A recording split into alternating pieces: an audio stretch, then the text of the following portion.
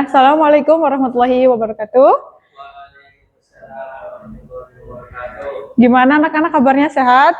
Alhamdulillah sehat, Bu. Ya, kemarin udah belajar pelajaran ini ya. Sekarang kita melanjutkan pelajaran ini. Sebelumnya, Ibu akan memberikan pretest dulu kepada kalian untuk mengukur kepercayaan kalian sampai mana. Ini ya pretestnya. Silahkan. Dikerja itu bisa dikerjakan kasih nama terlebih dahulu, kemudian kalian bisa centang iya atau tidak. Bisa dikerjakan 3 detik dari sekarang.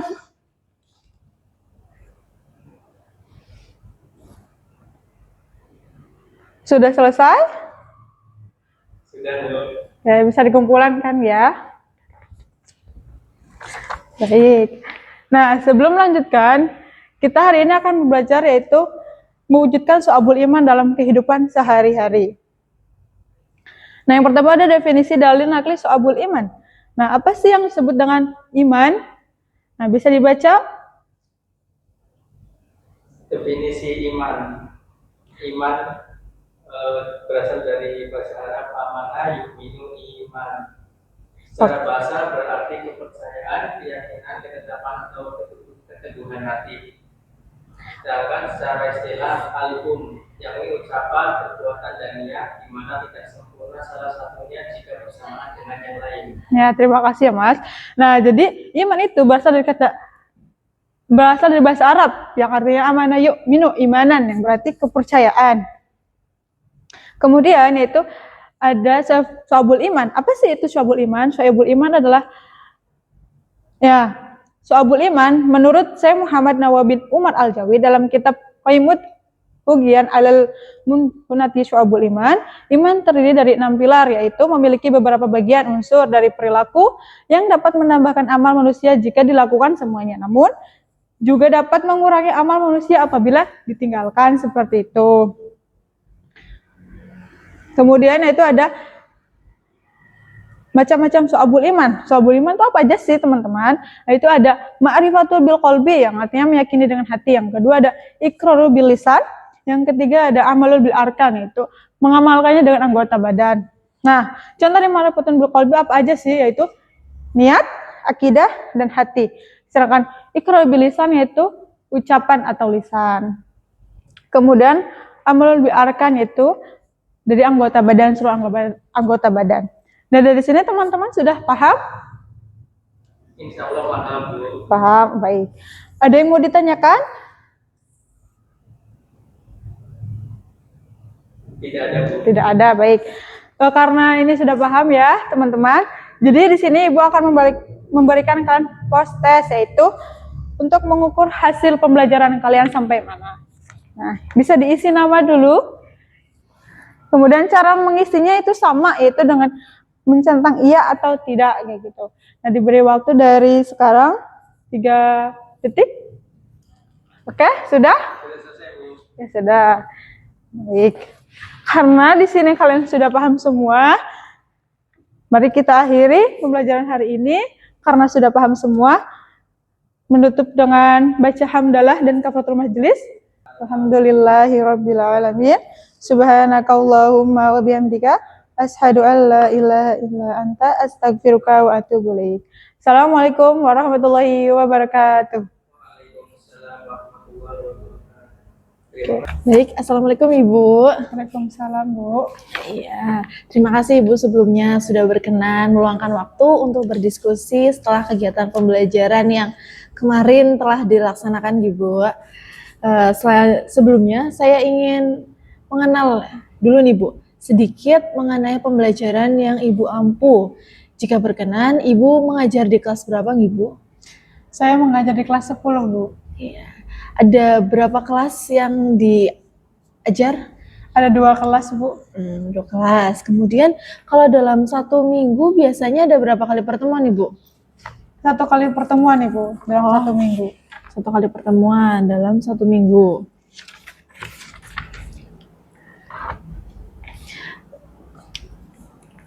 Kalau boleh tahu di jam keberapa ya Ibu? Di jam ketiga, Bu. Jam ketiga, 1 jam pembelajaran nih? Ya. Terus kalau selanjutnya terkait materi yang sedang yang Ibu sampaikan ini, apakah selama ini ada kendala tertentu yang Ibu rasakan sebagai pendidik dalam menyampaikan materi kepada murid-murid Ibu? Misalnya seperti kendala dalam pemahaman materi atau pengelolaan kelas, kan mungkin ada anak-anak yang bandel nih Bu. Gimana? Untuk kendala pengelolaan kelas tidak ada Bu, insya Allah anak-anak sudah baik semua dan paham semua atas materi yang disampaikan. Berarti kendalanya itu minim ya Ibu? Apa Minim. tidak ada? Baik, oke.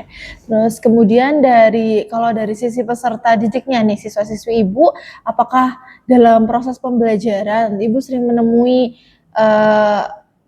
mereka tuh ada beberapa kendala yang mereka hadapi?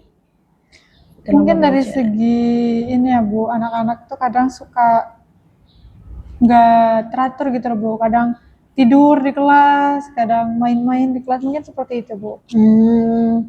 Kemarin kalau waktu saya masuk ke dalam kelas, alhamdulillah semuanya tertib ya Bu. Iya, alhamdulillah. Baik. Terus kalau terkait pembelajarannya Ibu, tindak lanjut pembelajaran, khususnya karena materi yang Ibu berikan adalah berkaitan dengan pendidikan agama, selain penyampaian teori di kelas, apakah Ibu juga melakukan pengamatan atau evaluasi terhadap beberapa materi yang telah Ibu sampaikan dalam kehidupan sehari-hari? Mungkin dampak dari materi yang Ibu sampaikan? Iya Bu, saya melakukan pengamatan terhadap anak-anak atas materi yang saya sampaikan itu seperti mewujudkan, kemarin materinya itu mewujudkan syu'abul iman dalam kehidupan sehari-hari. Nah, saya lihat anak-anak juga sering sekarang tuh biasanya kan tidak pernah sholat tepat waktu gitu Bu, dan tidak sholat berjamaah. Jadi saya melihat anak-anak sudah menerapkan itu, mungkin dari sholatnya tepat waktu dan mereka pun sholat berjamaah setiap waktu Bu. Alhamdulillah ya Bu, ada perubahan ya untuk anak-anaknya. Baik Ibu, terima kasih atas penjelasan yang telah Ibu sampaikan, dan kebetulan kan kemarin saya juga berkesempatan mengamati proses pembelajaran yang Ibu laksanakan secara langsung di kelas. Secara umum saya melihat bahwa Ibu juga menyampaikan materi yang diajarkan dengan baik, dengan jelas juga dan terarah, karena kemarin kan memakai PowerPoint Ibu, ya, materinya terstruktur. Terus interaksi yang dijalin antar Ibu dan peserta didik siswa-siswi juga cukup baik.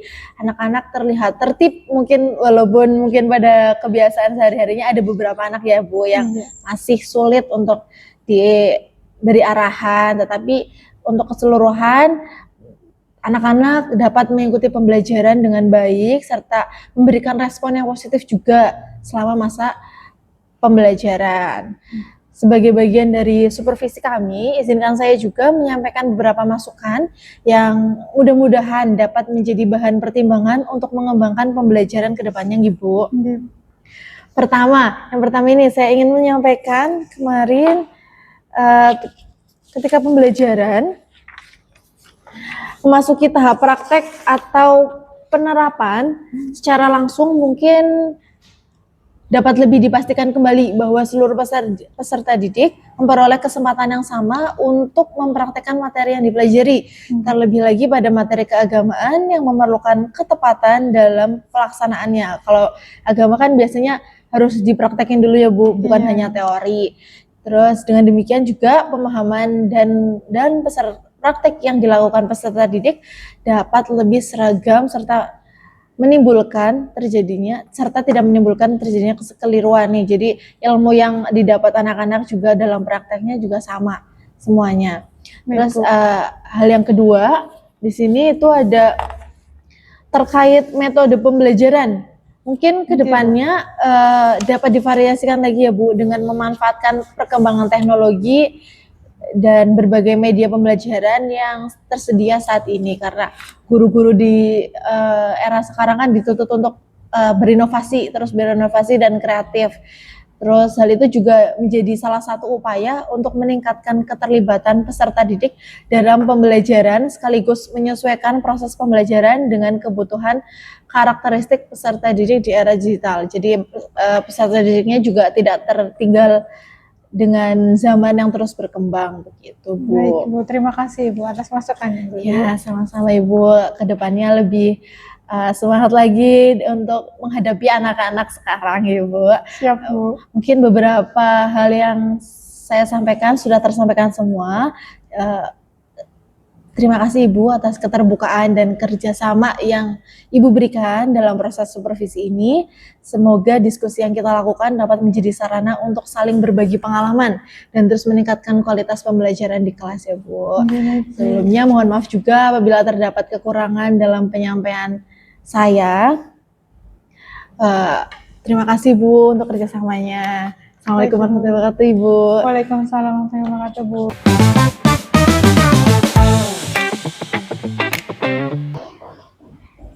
Baik, bismillah. Assalamualaikum warahmatullahi wabarakatuh. Bagaimana kabarnya teman-teman?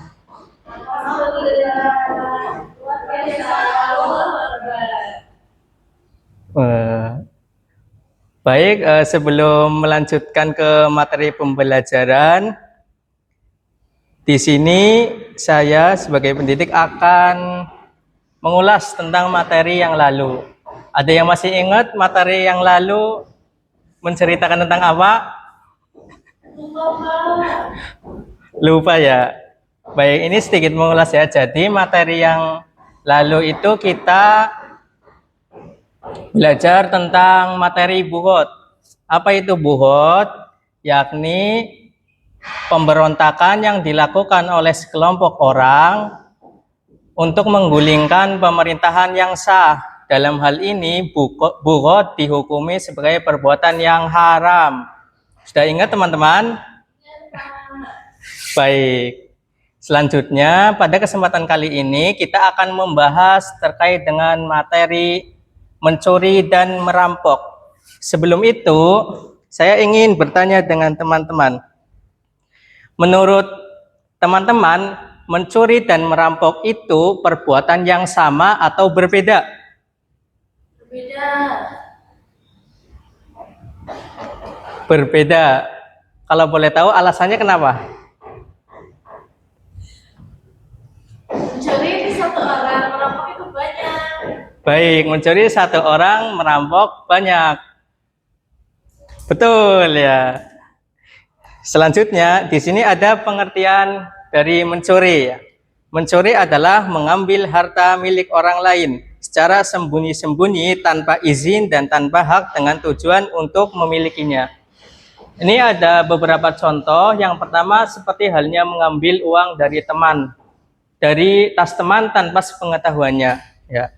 Misal nih, di sini ada uang ya, di tas ini ada uang, kemudian diambil tanpa sepengetahuan pemiliknya, maka itu bisa disebut sebagai mencuri. Selanjutnya di sini ada pengertian merampok.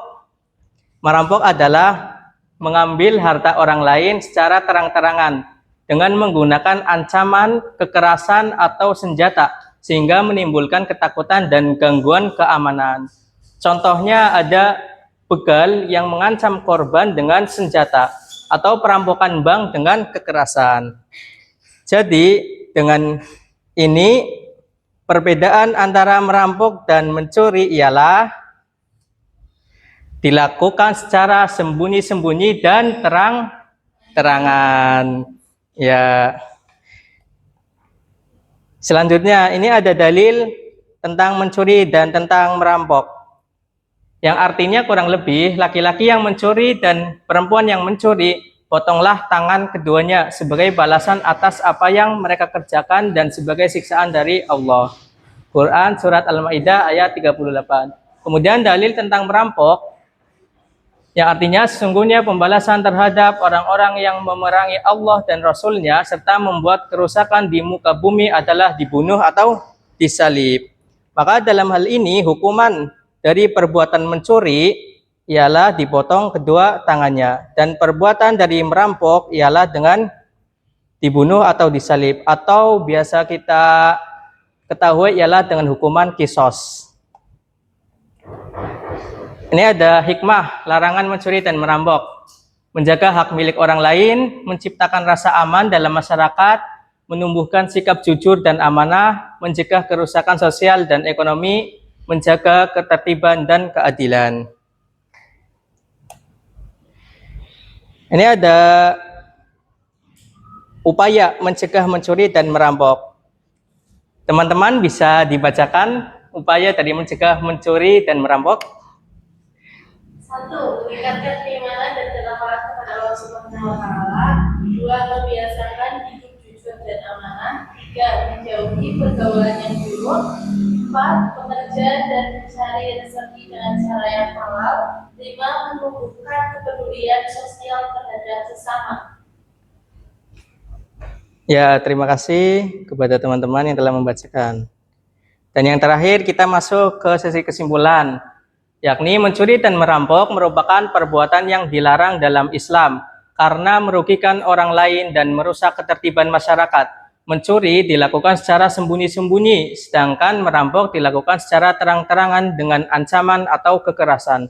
Islam melarang kedua perbuatan tersebut untuk menjaga keamanan, keadilan, dan keharmonisan kehidupan bermasyarakat. Oleh karena itu, setiap muslim harus menjunjung tinggi kejujuran, amanah, dan mencari rezeki dengan cara yang halal. Baik, sampai di sini teman-teman, ada yang ingin ditanyakan?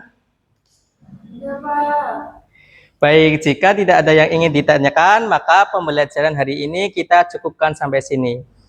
Kurang lebihnya, mohon maaf apabila ada salah.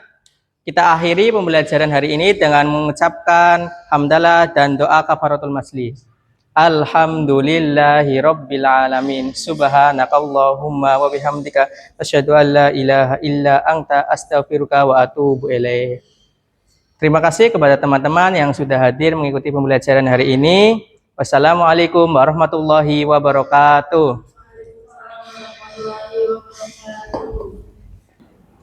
Baik. Assalamualaikum Pak. Waalaikumsalam Bu. Ya, terima kasih ya Pak. Sudah berkenan meluangkan waktu untuk berdiskusi setelah kegiatan pembelajaran kemarin. Sebelumnya, Bapak bawa RPP-nya nggak ya Pak? Iya Bu, ini saya bawa RPP. Oke, boleh saya lihat ya Pak sebentar? Iya, silakan. Oke, dari RPP-nya sudah bagus ya Pak. Iya Bu. Ini Bapak ngajar kelas berapa ya Pak? Saya ngajar kelas 11 Bu. Ada berapa kelas Pak yang diajar oleh Bapak? Ada kurang lebih 3 kelas. 3 kelas? Iya Bu. Di jam berapa Pak? Kalau untuk kelas 11 1 di jam 7 pagi, untuk kelas 11 2 di jam 10 pagi, dan untuk kelas 11 3 di jam 1 siang. Oke, dalam seminggu biasanya berapa pertemuan Pak? Kalau untuk pertemuan dalam 1 minggu kurang lebih 6 kali pertemuan. 6 kali pertemuan, baik. Berarti tadi kelas 11 ya Pak? Iya Bu. Saya boleh tahu capaiannya apa aja ya Pak yang mau dicapai dalam pembelajaran ini? Kalau untuk terkait materi yang kemarin saya jelaskan, capaian yang ingin dicapai itu diharapkan anak-anak itu mampu untuk memahami dan mengimplementasikan perbuatan-perbuatan yang baik Bu. Oke, baik. Kemudian ada kendala nggak Pak dalam proses pembelajaran di kelas? Kalau dari saya sendiri mungkin kendalanya itu belum mampu untuk menguasai kelas tersebut, dalam artian belum mampu akrab sama anak-anaknya seperti itu Bu. Oke, baik. Jadi saya izin menyampaikan ya Pak. Iya, Bu. Dari kemarin yang saya lihat secara langsung proses pembelajaran Bapak, mungkin dari segi secara umum ya Pak, itu proses pembelajarannya sudah baik, walaupun tadi ada kendala-kendala ya Pak. Terus mungkin ada beberapa, Bapak juga sudah mampu menciptakan suasana yang kondusif ya Pak, dan penguasaan materi juga udah baik. Mungkin ada beberapa hal yang perlu dipertahankan ya Pak. Yaitu yang pertama itu keterlibatan siswa dalam pembelajaran. Saya lihat kemarin siswa-siswa juga aktif dalam pembelajaran nih Pak.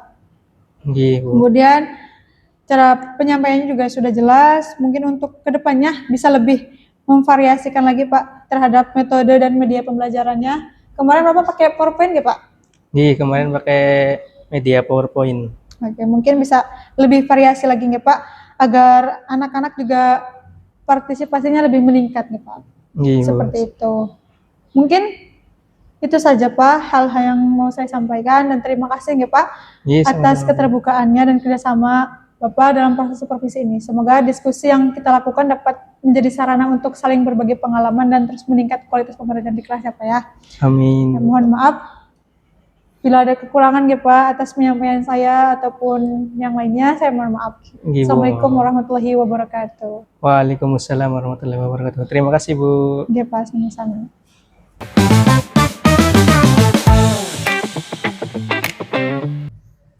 Assalamualaikum warahmatullahi wabarakatuh.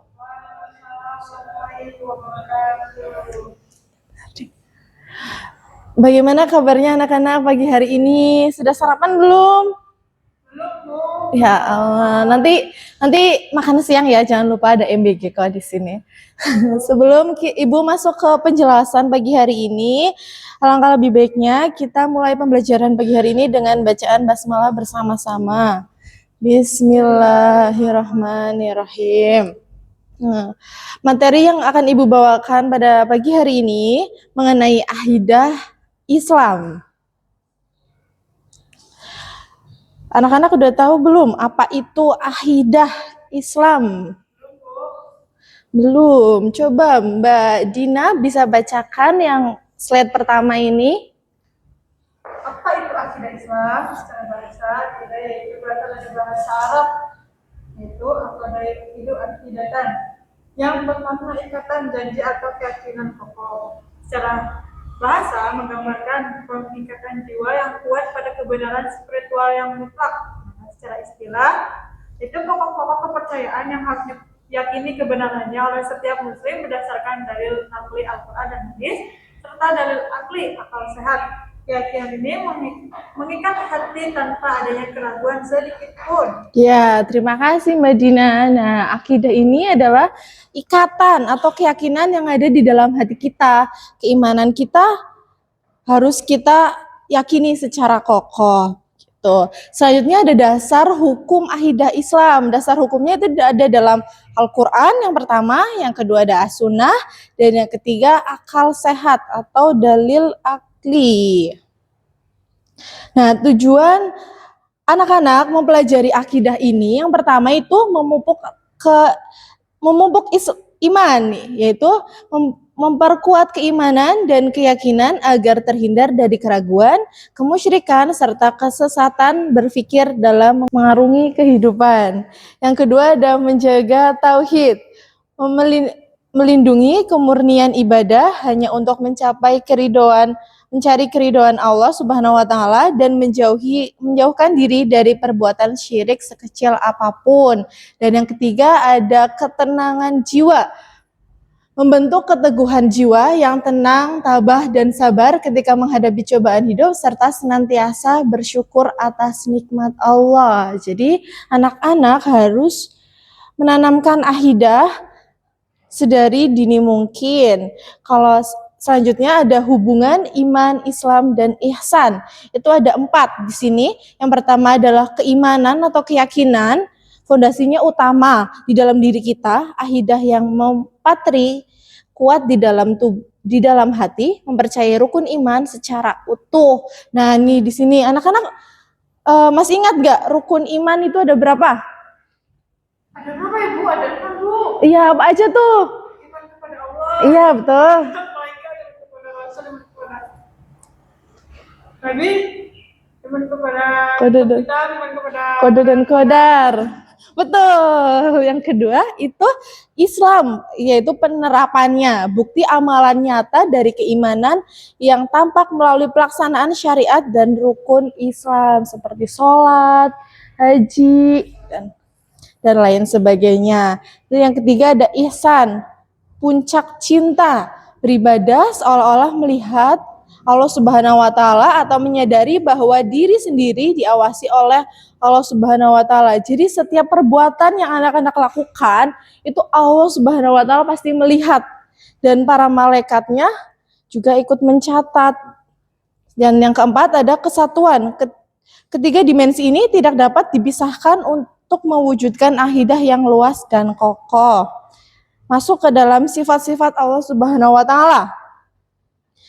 Sifat Allah Subhanahu wa taala itu ada sifat mustahil dan sifat jaiz. Sifat mustahil Allah itu sifat yang tidak layak atau tidak mungkin ada pada zat Allah Subhanahu wa taala sebagai pencipta alam semesta.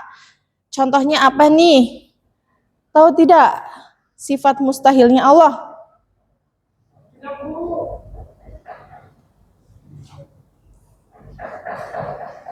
Nah, contoh mustahil Allah itu ada Adam, tiada, hudus, baru atau fana, binasa.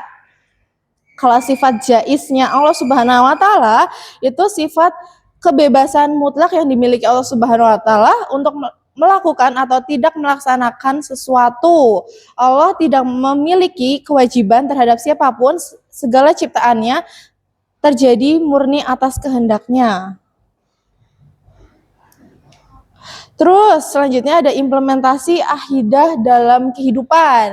Jadi akidah yang diterapkan dalam kehidupan sehari-hari itu yang pertama ada tobat dan taat. Senantiasa memohon ampunan kepada Allah Subhanahu wa taala dari kesalahan dan patuh melaksanakan semua perintahnya serta menjauhi larangannya. Yang kedua ada istiqomah, teguh pendirian dan konsisten dalam memegang keimanan, ibadah, serta kewajiban walau ke depan menghadapi berbagai cobaan hidup.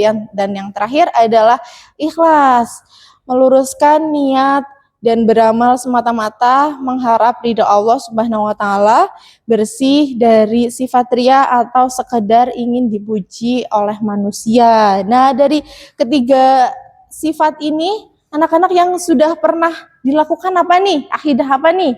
Ikhlas.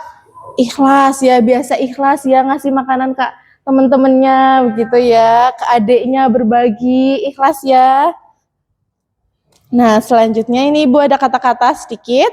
Kalau akidah adalah akar dari pohon keimanan. Jika akarnya tertanam kokoh di dalam lubuk hati, maka cabang dan ranting amal kebaikan serta buah manisnya akhlak akan tegak berdiri mendatangkan keberkahan. Nah, begitu anak-anak pada pertemuan kali ini. Nanti setelah ini anak-anak boleh kerjakan buku paket yang halaman evaluasi di bagian akhir, halaman 25 ya dari uraian. Ada 5, itu 5 aja yang dikerjakan ya. Baik, sebelum Ibu tutup pertemuan kita hari ini, apakah anak-anak ada pertanyaan? Tidak, cukup Bu. Iya, baik, jelas semua ya. Jadi nanti dikerjakan, boleh di buku catatan, nanti 1 minggu ke depan kita kumpulkan dan koreksi bersama-sama ya. Baik, terima kasih teman-teman anak-anak atas perhatiannya. Mohon maaf bila banyak kesalahan. Kita tutup pelajaran pada pagi hari ini dengan hamdalah bersama-sama dan doa kafaratul majlis bersama-sama. Alhamdulillahirabbil alamin. Subhanakallahumma rabbana wa bihamdika asyhadu alla ilaha illa anta astaghfiruka wa atubu ilaihi. Ya, terima kasih. Wassalamualaikum warahmatullahi wabarakatuh.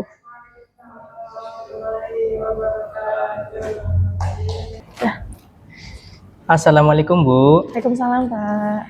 Sebelumnya saya ucapkan terima kasih Bu sudah berkenan meluangkan waktu untuk berdiskusi setelah kegiatan pembelajaran tadi. Sebelumnya bagaimana kabarnya Ibu? Alhamdulillah baik Pak. Alhamdulillah baik. Baik, di sini saya ingin menanyakan beberapa pertanyaan Ibu. Oke. Yang pertama untuk RPP-nya apakah Ibu bawa? Oh iya Pak, bawa ini Pak. Iya. Silakan. Saya coba cek nih Bu. Oke, silakan.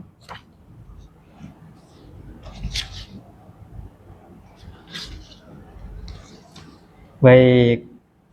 Untuk RPP-nya sudah bagus, dan kalau boleh tahu Ibu saat ini mengajar di kelas berapa nggih, Bu? Kelas 7 kebetulan, Pak. Kelas 7. Oke. Kalau boleh tahu untuk capaian pembelajarannya itu seperti apa? Untuk capaian pembelajaran yang saya sampaikan di pembelajaran itu, saya berharap anak-anak yang saya ajarkan itu mampu menerapkan teori-teori atau praktek saya, karena pelajaran agama kan kalau kebanyakan teori juga agak bingung ya Pak, harus diseimbangkan Iya. dengan praktek secara langsung. Jadi harapan saya anak-anak dapat menerapkannya dalam kehidupan sehari-hari, entah itu di sekolah maupun di rumah.